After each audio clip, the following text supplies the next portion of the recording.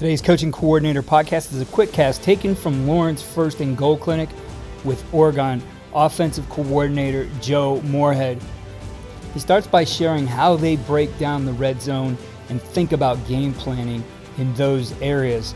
He goes into and defines RPO and how they think about RPO. He talks about simplicity and their approach to it, and then answers a question on the evolution of defense. I think there's some great takeaways from this one. The entire talk is available on CoachTube, and if you haven't seen this one, it's definitely one worth getting. It's a great resource, I think, as you look at your different RPOs that you can use in the red zone. He provides plenty of examples of his team using those, especially as they start to get closer to the goal line and the different things that they use to attack those there. The link for that will be in the show notes, as well as a code on saving on that clinic right now. So here's Coach Moorhead on red zone and RPO. Next thing I want to talk about is what we define as our red zone areas. All right, so from the -1 to the 10-yard line is backed up for us. From the 11 to the +36 is what we call freewheel. Okay, then once we get into what we call the fringe, that's the +35 to the +26. And to me, this is really the last area on the field where you can take a shot into the end zone. A lot of people call this the logo area. We call it the fringe. And in terms of what we're doing and how teams are playing us, we've consistently seen in that fringe area people defending you for the most part like they do up the field. The fringe area game plan from the 35 to the 26 in most instances mirrors what you're going to see on first, second, and third down in the freewheel zone. So that is a place where we like to take shots, where we like to throw the ball and push it down the field, and pretty much from the defense see what you see in the regular freewheel area. The next area down is what we call the red zone, which is from the +25 to the +16-yard line. And from a defensive philosophical standpoint, this is where you start to see a little bit more pressure and maybe a little bit more one high, a little bit more non-conventional looks than you see in the fringe area or up the field, with the thought process that they're trying to close up the middle, one, or two, they're trying to create some pressures to knock you out of field goal range, particularly at the higher end of the red zone. Okay. The next place that you see is what we call the tight red zone, and that's going to be from the +15 to the +6-yard line.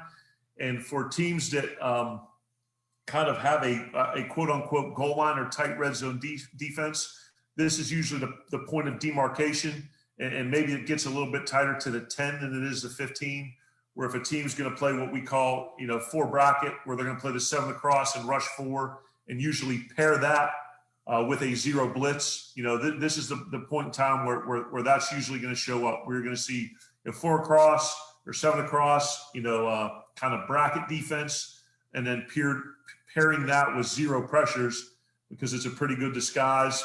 And then some people, once again, depending on the team, they're going to stay in their base game plan. All right, goal line is from the 5 to the 1. And to me, that's always been offensive personnel contingent. You get into 21, 12s, and we're at UConn 23s. You're going to see a matching of personnel and probably a little bit more heavier fronts. If you continue to stay in 11s, 10s, and 20s, you're going to see a base defense, but a more condensed version of it, where some of those too high zones turn into what I call 0 locks, and you get the constriction of space in order to get 8 people around the box against a set where you only have 6 blockers, talking about with an attached tight end, and then adding the 7th with a running back. So that's part of our game planning process. We go through that for a first and second down exercise, and then third down.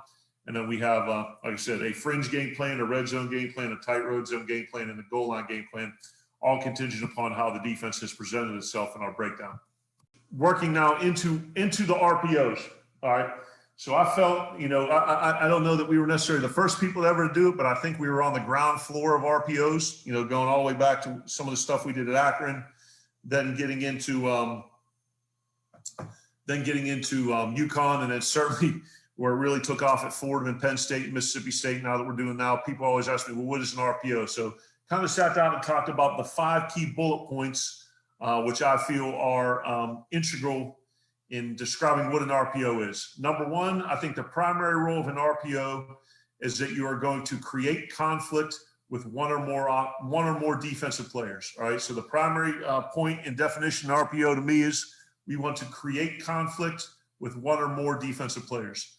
Number two, once you've decided who you're going to create the conflict on, you want to force the defender to make a quick decision. Okay. And in forcing the defender to make a quick decision, you're creating either a 2-on-1 or a 3-on-2 mentality. Okay. And with the end man on the line of scrimmage, you want to force him to make a quick decision between tackling the quote dive or playing the quarterback. All right. And if you're making an RPO read off of a second or third level defender, you want to force him to make a quick decision on either his run fit, number one, or his man or zone coverage responsibility. All right. So number one, creating conflict with one or more defensive players. Number two, forcing the defender to make a quick decision and creating either a 2-on-1 or a 3-on-2 mentality, allowing the end man on the line of scrimmage, or forcing, I should say, to play either the dive or the quarterback, or forcing the second or third level defender to choose between his run fit, number one, or his man or zone coverage responsibility. The third facet, philosophically, is we want to have built-in free access, edge pressure, or man-to-man answers. All right. And I think that's critical so you don't get yourself caught in a bad play, that you want to have those three things that are available and they're tools in the quarterback's toolbox.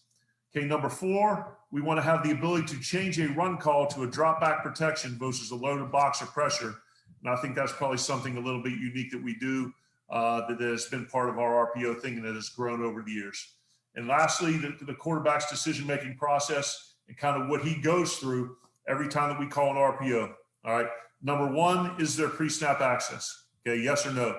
Number two, I need to evaluate the issues. And the issues are a loaded box or edge pressure. And then I'm going to make the necessary adjustments for there if either the case, either with the protection or with my decision. The next thing he wants to do once he's evaluated, once he's made the decision if there's pre-snap access, if there are any issues, then he's going to identify his post-snap read or his post-snap reads. And once those have been identified, when he gets in the mesh, this is the question I always have him ask himself. Is the defender being read in position to tackle the ball carrier at or near the line of scrimmage? Okay. If the answer is no, it's very simple. He hands the ball off. If the answer is yes, it's a three-pronged scenario based on how many people were reading. If the answer is yes, then it's a pull and run. If it's a triple option, the answer is pull and run or pull and throw based on what the secondary key does. Or if we're blocking a 6-for-6, then it's a pull and a throw. Okay. So once again, create conflict with one or more defensive players. Two, force defender to make a quick decision with a 2-on-1 or 3-on-2 mentality, tackling the dive or the quarterback, or playing their run fit, or there's man or zone coverage responsibility. Evaluate the built-in free access, create built-in free access, edge pressure, and man answers. Have the ability to change the run call to a drop back protection versus a loaded box or pressure. And then the quarterback's decision-making process. Pre-snap access, number one. Evaluate issues, number two. Identify the post-snap read, number three. And then go through your decision on whether the ball should be handed off or pulled. Occam's razor theory. To me, we have a unique and uncanny ability as offensive coaches and maybe coaches in general to overcomplicate a simple game. And to me, it may look like we're doing a ton on offense, but I want the presentation of it to be the complexity rather than the application of it and the conceptual understanding by the players. So to me, Occam's razor theory is simple. It says it's the principle that of two explanations that account for all of the facts, the simpler one is more likely to be correct. And entities are not to be multiplied beyond necessity. So to me, I think simpler is better. I think a confused player plays slow. I think a player who knows what he's doing plays with confidence, he plays with physicality, and he plays with precision. So I truly believe that. Everything that we do, it's a three. Is it sound? Can we teach it? And can the players execute it? And that's the one thing with RPOs that I think people are searching for, that mythical play that answers everything. And I don't think that there is a perfect play. And, what I've always thought we were pretty good at and continue to be good at is maintaining our aggressive mentality while minimizing risk. You cannot eliminate risk. You can't have a play drawn up and have it answer every single thing that defenses can do. because they can do a ton. There's going to be a play that you have dialed up that eliminates 95% of the risk on the field in an aggressive manner. And they could bring the one thing that screws the play up. And you know what? Sometimes you have to tip your cap to them and move on to the next play. But to me, that's keep it simple, maintain your aggressive nature, right? And then minimize risk. And I think those are the things that we've done with our offense and why we find a bunch of success over the years. What are some recent changes in defensive philosophies that have created changes in your RPO game? It's kind of ever evolving, and we need to do things to kind of, so to me, it's kind of the same things. People have gotten into playing more man to take the air out of the zone, to keep the backer out of conflict. And when people do that, then we get into our RSO game, which is run screen option, where it's more 2-on-1s as opposed to second or third level defender. Edge pressure has always been a thing there, but we pair our RPOs with man-to-man beaters or access.